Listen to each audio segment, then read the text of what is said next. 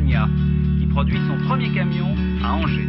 Scania, il faut le savoir, c'est le 3e constructeur mondial de véhicules. Les Vikings ont remonté la Loire et la Maine aux dernières nouvelles. Les soldats sont venus rendre les honneurs au premier camion sorti de la toute nouvelle usine Scania.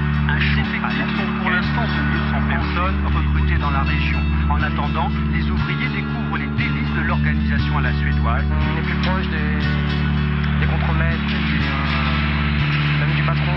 Les Suédois viennent nous dire bonjour. Pour nous, la France, c'est très important. C'est notre 3e marché. Une usine de 50 000 mètres carrés, des allées tirées au cordeau. La relation entre les contremaîtres, tout ça, c'est une bonne relation. Tout ça.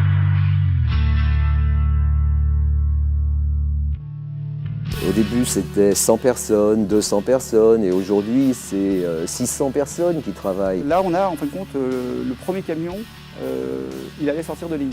Un premier camion, quelques mois à sortir 2 camions par jour. Après, on a fait 5 camions par jour, je me souviens très bien. 5, on est passé à 7, et puis après, je pense qu'on a franchi un pas, 14, 25. Les méthodes d'assemblage ont changé, la vitesse de travail aussi, parce qu'on fait 68 camions par jour.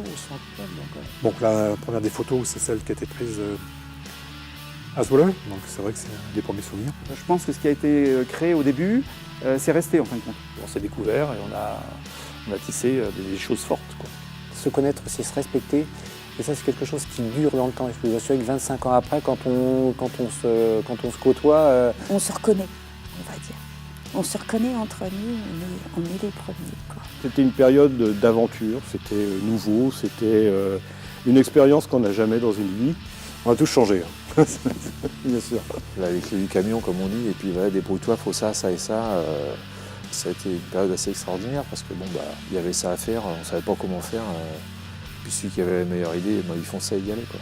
On a toujours trouvé des solutions, parfois au dernier moment, souvent au dernier moment. En me remémorant ça, je me dis, c'est un peu ça l'idée que j'étais allé chercher en me disant je tente. Ça m'a permis de me réaliser, on va dire, en tant que personne, en tant qu'homme.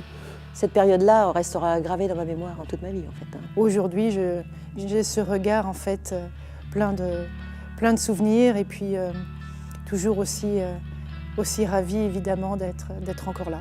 Ça fait partie, en tout cas pour moi, du meilleur souvenir professionnel dans ma carrière. Et puis souligné par ce film, en fait.